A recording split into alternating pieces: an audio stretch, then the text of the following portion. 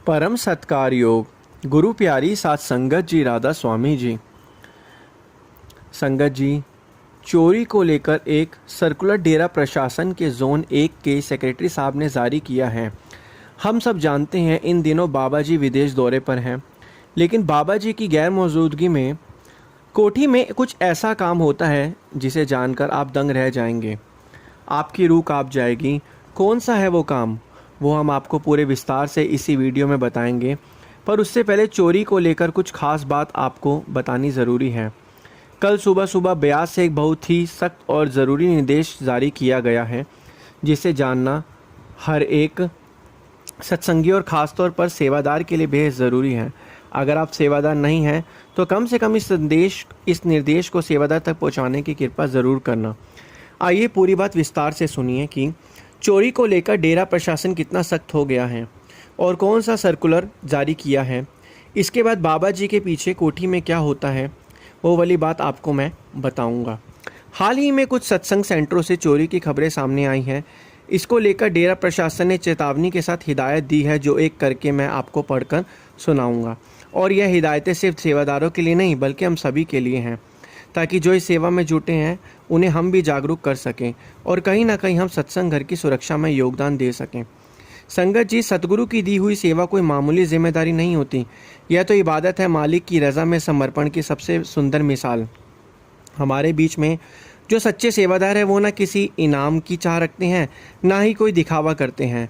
वो दिन रात तन मन धन से सिर्फ एक ही सोच में लगे रहते हैं कि कैसे मालिक की रज़ा में रहकर सेवा की पवित्रता को निभाया जाए। लेकिन एक और सच्चाई है, कभी कभी कुछ सेवादार थोड़ी बहुत लापरवाही कर जाते हैं और जिसके चलते सत्संग घरों में नुकसान हो जाते हैं। हमें सबसे पहले यह समझना चाहिए कि सत्संग घर बाबा जी ने अपने खुद के लिए नहीं खुलवाए बल्कि संगत के लिए खुलवाए हैं, और जो चीज़ हमारे लिए है उसकी देखभाल भी तो हमें ही करनी है। शायद किसी सेंटर में चोरी की कोई खबर सामने आई है, जिस वजह से यह सख्त निर्देश जारी हुआ है। कुछ सत्संग घरों में जो सेवादार रात्रि सेवा पर तैनात थे,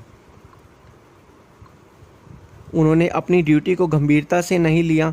नतीजा वहां चोरी जैसी घटनाएं हो गईं। यह बहुत ही चिंता का विषय है। संगत जी, ऐसी लापरवाही न केवल रात्रि सेवा में जुटे सेवादारों की सुरक्षा को खतरे में डालती हैं, बल्कि सेवा के मूल भाव को भी ठेस पहुंचाती हैं। इसी बात को ध्यान में रखते हुए जोन 1 के सेक्रेटरी साहब ने एक बहुत ही ज़रूरी और सख्त सर्कुलर उत्तर भारत के सभी सत्संग सेंटरों में भेजा। इस सर्कुलर में जो लिखा गया है वह मैं आपको पढ़कर सुना रहा हूँ। यह ध्यान में आया कि कुछ सत्संग स्थलों पर रात्रिकालीन सेवादारों की उचित तैनाती नहीं की जाती, जिससे चोरी डकैती जैसी अवांछनीय घटनाएं घट सकती हैं। कृपया ध्यान रखें कि सत्संग स्थलों की सुरक्षा एक प्रमुख चिंता का विषय है और इसमें किसी भी प्रकार की लापरवाही स्वीकार्य नहीं है। कृपया सुनिश्चित करें कि नीचे दिए गए बिंदुओं का आपके सभी सत्संग स्थलों पर तत्काल प्रभाव से पालन किया जाए।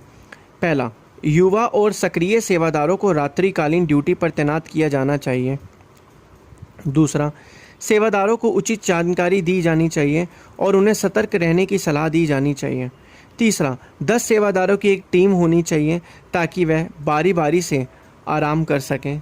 चौथा, पर केंद्र की रात पर गश्त की जानी चाहिए। सेवादारों को विशेष रूप से कैश सेवा बॉक्स के पास जहां भी लगाया गया हो सतर्क रहना चाहिए।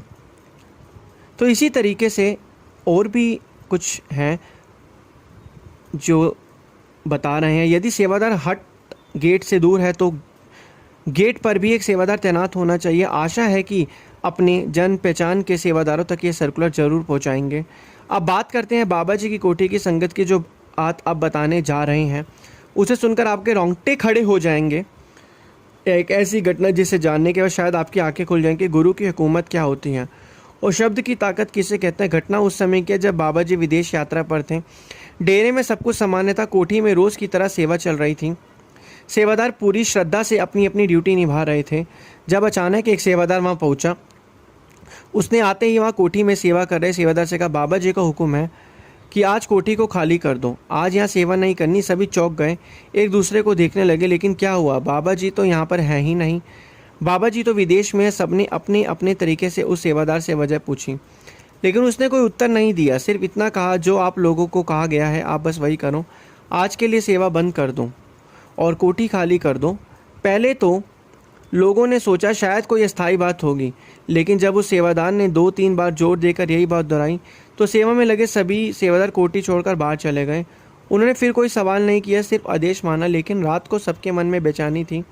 आखिर आज ऐसा हुआ क्या? पहले तो कभी किसी ने ऐसा नहीं किया। रात में वही सभी सेवादार उस एक सेवादार के पास पहुँचे जिसने कोठी खाली करने का आदेश दिया था। बड़े प्यार से उस भाई ने पूछा, अब तो हमें बता दो आज ऐसा क्या हुआ था कि पूरी कोठी खाली करवाई गई। शुरुआत में वह टालता रहा, चुप रहा, लेकिन जब सबने मिलकर उसे भरोसे में लिया तो आखिरकार उसने बात कह दी जिसे सुनकर सबकी रूह कांप गई। उसने कहा, आज बाबा जी से मिलने काल आया था। यह सुनते ही एकमात्र सन्नाटा छा गया। किसी को समझ नहीं आया कि क्या कहें। किसी ने हैरानी से कहा, पर बाबा जी तो विदेश में ना। उसने बहुत शांत स्वर में उत्तर दिया, बिल्कुल है, लेकिन याद रखो गुरु शरीर नहीं, गुरु शब्द है, और शब्द यहाँ भी है और वहाँ भी है।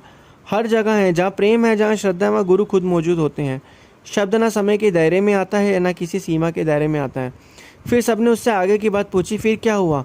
काल क्यों आया था? सेवादार ने गहरी सांस ली और बताया, काल की मांग कुछ अलग ही थी। उसने बाबा जी से कहा, जो आत्माएं भजन सिमरन नहीं करती उन्हें मुझे सौंप दीजिए, क्योंकि अब वो आपकी नहीं रहीं, उन पर अब मेरा अधिकार है। सुनकर बाकी सेवादार एकदम स्तंभ रह गए। सेवादार ने आगे बताया, बाबा जी ने उस वक्त जवाब दिया, नहीं, ऐसा नहीं हो सकता। जिन आत्माओं को मैंने नाम दिया है वह मेरी जिम्मेदारी है। उन्होंने अभी भजन सिमरन शुरू नहीं किया। इसका मतलब यह नहीं कि वो मेरे दायरे से बाहर हो गई हैं। उन्हें कैसे साथ लेकर चलना है यह मैं जानता हूँ। काल ने दोबारा जिद की, जब वो सिमरन नहीं करती, मालिक के मार्ग में नहीं चलती, तो फिर आप उन्हें सचखंड कैसे ले जाएंगे? इस पर बाबा जी ने मुस्कुराकर बोला, वही बात कही जो बड़े महाराज जी अक्सर कहा करते थे, जो सीधे से साथ नहीं चलेंगे उन्हें बुलडोज़र से बांध कर ले जाऊंगा। ये सुनते ही काल समझ गया कि शब्द की ताकत क्या होती है। गुरु के संकल्प के आगे वो कुछ नहीं कर सका। उसने झुककर बाबा जी को प्रणाम किया और चुपचाप लौट गया। संगत जी, इस घटना ने सब सेवादारों की आंखें खोल दी। सब चुप थे, लेकिन दिल में एक बात साफ थी, गुरु की कृपा से जो जुड़ गया है वो चाहे कितना भी भटक जाए, लेकिन गुरु उसे कभी छोड़ते नहीं हैं। उनकी नज़र हर पल हर पर हमारे पास साथ रहती है, हम पर रहती है, चाहे हम देख सकें या ना देख सकें। संगत जी, एक और बात बाबा जी की कोठी से जुड़ी हो तो आपको ज़रूर जाननी चाहिए। यह बात बाबा जी के अपने ही ड्राइवर साहब ने एक बार खुद संगत के बीच साझा की थी, और इसमें इतनी गहराई छुपी है कि सुनने वालों को अंदर तक झकझोर दिया हूँ। एक दिन सत्संग के बाद कुछ प्रेमी सत्संगी बातचीत करते हुए बाबा जी के ड्राइवर साहब के पास आ गए। बातों बातों में उनमें से एक ने बड़े ही सहज स्वभाव से कह दिया, भाई साहब, आप तो बड़े किस्मत वाले हो, दिन रात बाबा जी के साथ रहते हो। शायद आपको तो भजन सिमरन करने की भी ज़रूरत नहीं पड़ती होगी। आगे जब हर वक्त मालिक का साथ मिल रहा हो तो क्या चाहिए? भजन सिमरन भी तो मालिक को पाने के लिए ही होता है, और आपको तो बिना भजन सिमरन के ही बाबा जी के रूप में मालिक मिल चुके हैं। सत्संगियों की यह बात सुनकर ड्राइवर साहब भी सोचने लगे कि यह लोग कह तो सही रहे हैं। सच कहें तो खुद ड्राइवर साहब के दिलों में भी सालों से यही भावना घर कर चुकी थी। उन्हें भी यही लगता था, जब जीवन का हर दिन हर घड़ी सतगुरु की सेवा में बीत रहा है, जब मालिक के दर्शन प्रतिदिन मिल रहे हैं, तो फिर अलग से बैठकर भजन सिमरन करने की ज़रूरत क्या है? आखिरकार सुमिरन का मकसद मालिक की प्राप्ति ही तो है, और मुझे तो बिना कुछ किए ही मालिक की प्राप्ति हो गई है। इस सोच ने धीरे धीरे उन्हें सिमरन से दूर कर दिया। वक्त यूं ही निकलता गया, वर्षों बीत गए, पर फिर एक दिन ऐसा आया जिसने उनके इस विश्वास की नींव ही हिला दी। ड्राइवर साहब रोज़ की तरह उस दिन भी बाबा जी के निवास पर पहुँचे। अंदर गए तो देखा कि बाबा जी एक बड़ी सी टेबल पर कई कागज़ फैलाकर कुछ गिनती जोड़ घटाव में व्यस्त हैं, और दरवाजे पर ही खड़े रहे। लेकिन बाबा जी ने नज़र उठाई और मुस्कुराकर कहा, आजा बेटा, बैठ इधर मेरे पास। ड्राइवर साहब पास की कुर्सी पर बैठ गए। बाबा जी फिर से उन्हीं कागज़ों में खो गए, जैसे कोई बहुत ज़रूरी चीज़ ढूंढ रहे हों। समय बीतता गया, पर बाबा जी का ध्यान उन कागज़ों पर ही लगा रहा। थोड़ी देर बाद ड्राइवर साहब ने धीमे से पूछा, बाबा जी, आज आप कुछ चिंतित से लग रहे हैं, सब ठीक है ना? बाबा जी ने नज़र उठाई, एक पल उन्हें देखा और बहुत गंभीर स्वर से कहा, हाँ बेटा, मैं इन कागज़ों में तेरा हिसाब किताब ढूंढ रहा हूँ, लेकिन कहीं मिल नहीं रहा। ड्राइवर साहब चौंक गए। उन्होंने संकोच के साथ पूछा, मेरा हिसाब? कौन सा हिसाब? बाबा जी ने कागज़ों की ओर इशारा करते हुए कहा, यह सारे भजन सिमरन के रिकॉर्ड हैं। मेरे जो सत्संगी भजन सिमरन करते हैं, मैं उनकी हाज़िरी इसमें लगा देता हूँ, और मैं देख रहा हूँ कौन कौन सिमरन कर रहा है, लेकिन इसमें तेरा नाम कहीं नहीं दिखा। तू करता है ना सिमरन? ड्राइवर साहब चुप हो गए। बाबा जी फिर से बोले, अगर करता है तो तेरा नाम किस पन्ने पर लिखा है, वो मैं ढूंढ नहीं पा रहा। संगत जी, उस एक बात ने जैसे ड्राइवर साहब के भीतर की सारी धारणाएं तोड़ दी। उनके चेहरे पर आश्चर्य और ग्लानि एक साथ उतर आई। उन्होंने महसूस किया कि मालिक के साथ होना एक कृपा है, पर उसकी बुनियादी भजन सिमरन है। बाबा जी को पता ही था कि ड्राइवर साहब किस भावना को साथ लिए जी रहे हैं। बाबा जी ने समझाया कि बेटा, अगर गुरु के शरीर के साथ रहने को आप लोग सब कुछ मानते हो, यह तो सबसे आसान तरीका था। मैं खुद ही आपको हर पल अपने साथ रख लेता। लेकिन यह सिर्फ एक भ्रम है। मालिक हमारे अंदर है, कहीं बाहर नहीं। और उसके लिए भजन सिमरन ही एक रास्ता है। केवल सेवा करना, केवल दर्शन पाना, ये अपने से पूरा नहीं होता।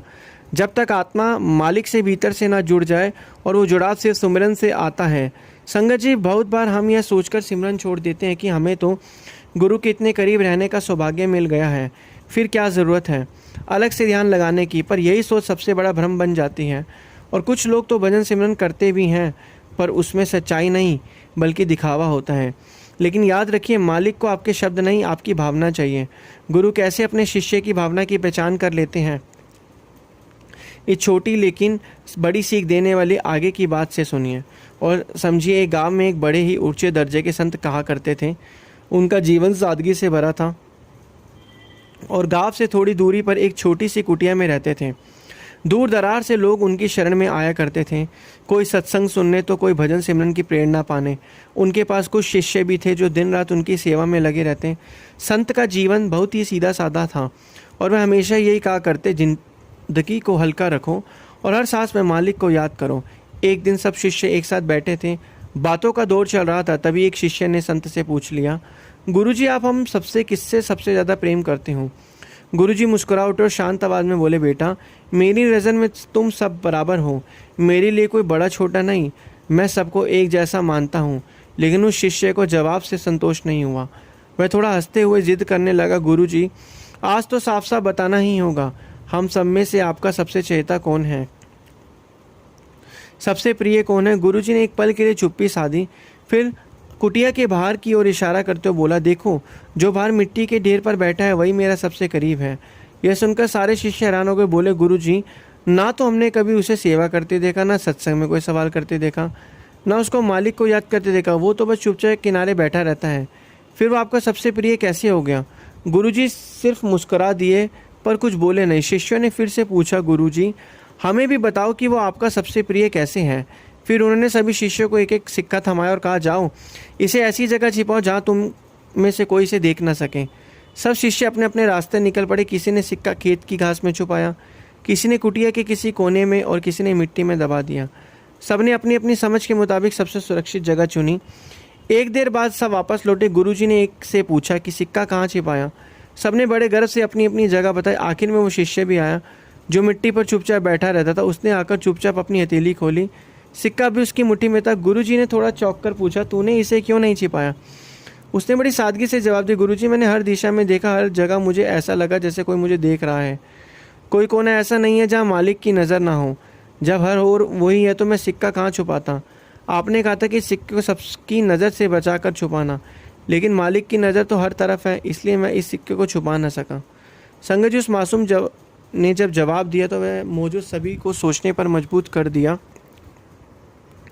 इस जवाब से वहाँ एक पल के लिए शांति छा गई। गुरुजी ने सबकी ओर देखा और फिर बोले, यही वजह है कि यह मेरे हृदय के सबसे करीब है, क्योंकि यह जो कुछ करता है सिर्फ मालिक को साक्षी मानकर करता है। यह भजन सिमरन भी करता है, सेवा भी करता है, लेकिन उसका गवाह सिर्फ मालिक है।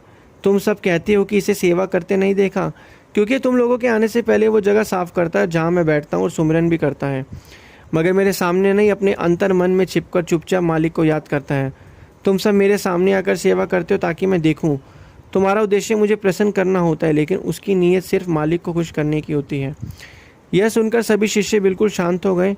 उन्हें समझ आ गया कि असली भक्ति वो नहीं जो दुनिया को दिखाने के लिए है, बल्कि वो है जो आत्मा की गहराई से एकांत में केवल परमात्मा के लिए की जाए।